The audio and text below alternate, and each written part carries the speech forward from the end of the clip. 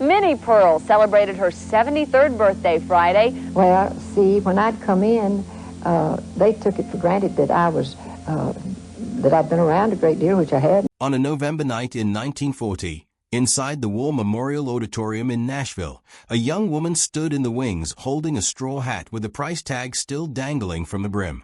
She had exactly 3 minutes, the leftover scraps of airtime at the tail end of the Grand Ole Opry broadcast, and almost nobody in that building had ever heard her name. She walked out, threw her hand in the air, and shouted a single greeting that would echo through American living rooms for the next 50 years. The crowd howled. Letters poured into the radio station by the sackful within days.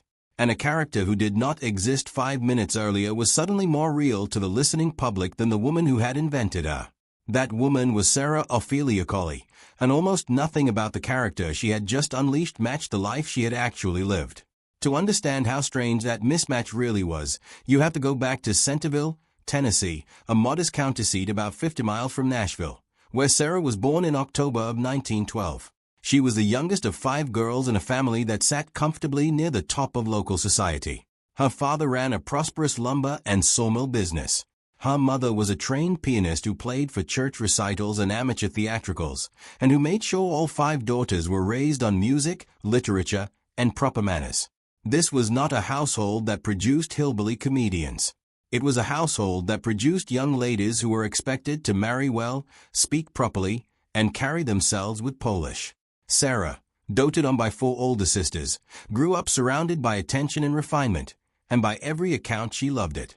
As a teenager, she was taken to see a traveling vaudeville show in Nashville, and something about the comic performer on that stage lodged itself in her permanently, though she had no idea at the time what it meant for her own future. She did not dream of a hillbilly act. She dreamed of serious theater, the kind performed in velvet-curtained houses with hushed, appreciative audiences. When she finished high school around 1930, her family scraped together tuition, even after taking real losses in the Depression, to send her to Ward Belmont College in Nashville, then considered the finest finishing school for young women in the state. She studied what the school called expression, drama, dance, movement, elocution. She wanted to be taken seriously as an actress, and she trained her voice into the careful, rounded cadence of Nashville's polished class. The frustrating part, as she told it later, was that audiences kept laughing at her even in roles meant to be dramatic. She had a gift for provoking laughter that she had not asked for and did not, at the time, particularly want.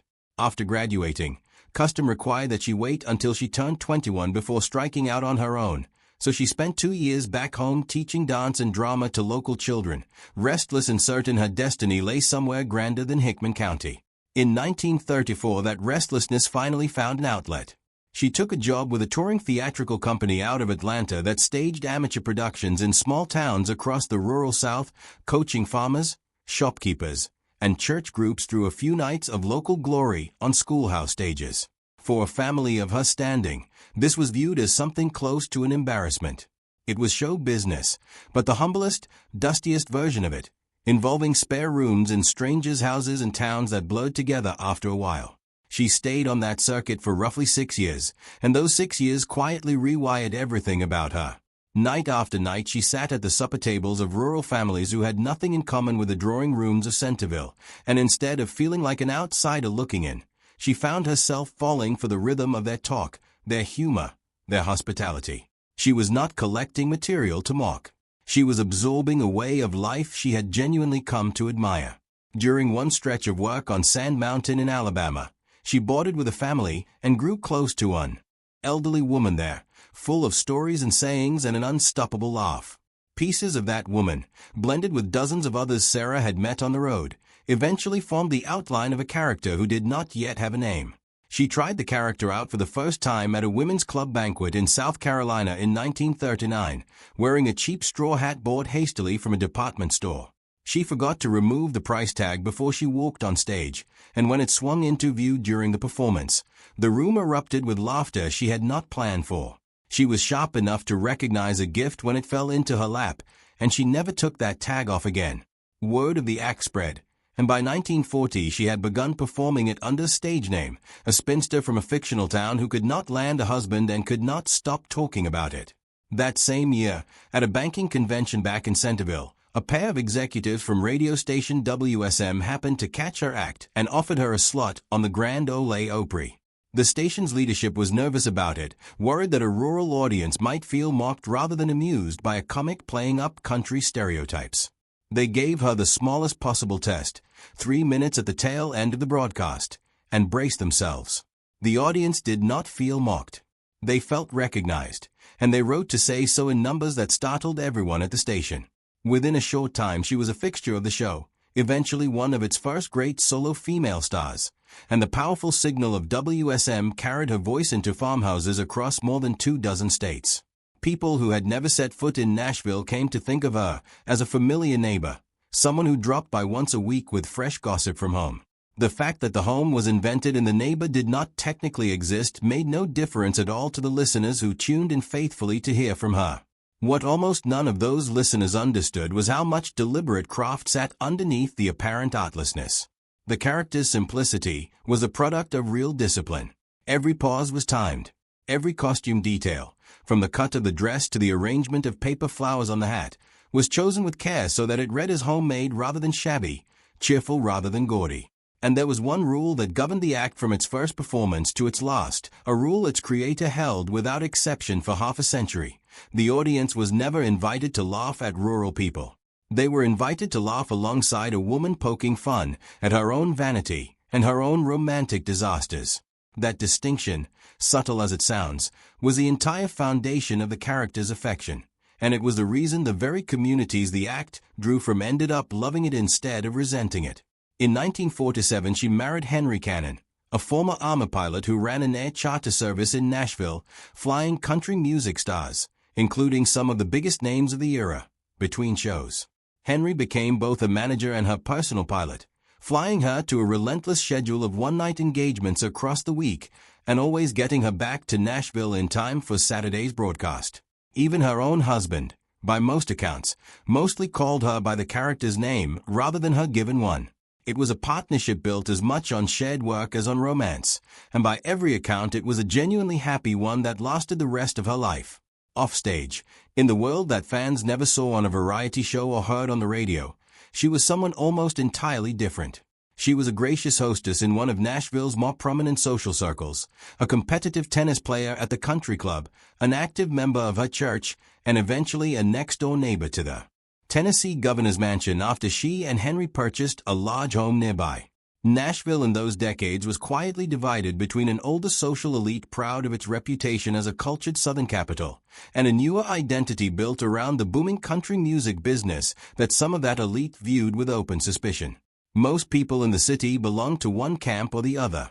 She belonged to both, welcomed in drawing rooms and adored from the cheap seats, moving between the two worlds so naturally that she did more than almost anyone to soften the tension between them, without ever seeming to try. Her fame only grew through the following decades. She scored an unexpected radio hit in the mid-1960s, and beginning in 1969 a new television show introduced her to a generation of children who had never heard the Opry on a battery radio, ensuring that her signature greeting became something close to a national catchphrase repeated by people who had no idea where it came from. In 1975, she became the first performer inducted into the Country Music Hall of Fame primarily on the strength of comedy rather than music, a striking acknowledgement from an industry not always eager to hand its highest honor to a comedian, let alone one who had started life dreaming of Shakespeare rather than corn-pone jokes. Then, in 1985, at the height of decades of public warmth, she was diagnosed with breast cancer. She underwent surgery and treatment largely out of public view, and through it all she kept walking onto the Opry stage and delivering the same joyful greeting audiences had counted on for 4 to 5 years. Nobody watching had any idea what she was carrying. When she recovered, she chose not to keep the ordeal private forever. She became a public advocate for early screening and detection, lending her real name, something she had shielded behind her stage persona for most of her career, to a cause that mattered to her personally. A cancer treatment center in Nashville was later renamed in her honor, and it has since expanded into a network of hospitals stretching well beyond Tennessee, a legacy that has quietly outlasted even her comedic fame. A stroke in June of 1991 ended her performing career for good, silencing a voice that had opened Opry broadcasts for more than half a century. She spent her final years out of the spotlight, and she died in March of 1996 at the age of 83, laid to rest under her own name in a cemetery outside Nashville, the name most of the country had never bothered to learn. What is remarkable, looking back at the full arc of her life, is that the split between her public and private selves was never a matter of concealment or deception in any troubling sense. There was no scandal waiting to be uncovered, no cruelty behind the kindness, no bitterness hiding under the smile. The gap between the two women she was, the finishing school graduate who loved poetry and classical music, and the beloved country spinster with a price tag swinging from her hat, turned out to be filled with nothing more scandalous than genuine affection, carried carefully for 50 years by a woman who understood exactly what she was doing every time she put that hat back on. Consider what it actually took to sustain that for so long. Most performers who build a comic persona let it slip a little over the years, easing off the accent, softening the character once the novelty fades. She never did. Decade after decade, in front of audiences who had grown up with her and audiences who had never known anything else, she kept the character exactly as sharp and exactly as generous as it had been on that first borrowed 3 minutes in 1940. She wrote new material constantly, so the fictional town she had invented always had fresh gossip to report.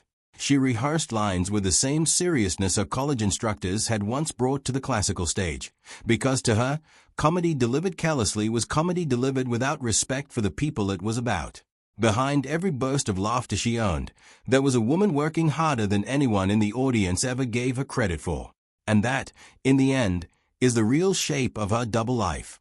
Not a secret in the tabloid sense, not a hidden marriage or buried scandal, but two entire selves, each fully lived, each carrying its own weight, held together for half a century by nothing more than discipline and love. The girl who once looked at country people as outsiders became the woman who protected their dignity harder than anyone else on that stage. The actress who wanted Broadway became a permanent fixture of a radio show she had never planned to join. The refined Nashville hostess and the gap-toothed hillbilly spinster were never really in conflict. They were both simply Sarah, moving between two worlds that needed her equally, and giving each one everything she had. When the lights came up on the Opry stage, and that same familiar holler rang out one more time, nobody in the crowd needed to know any of that history to feel it. They just knew that whoever she was underneath the hat, she meant every word of it. She really was proud to be there. Like, subscribe, and follow for more.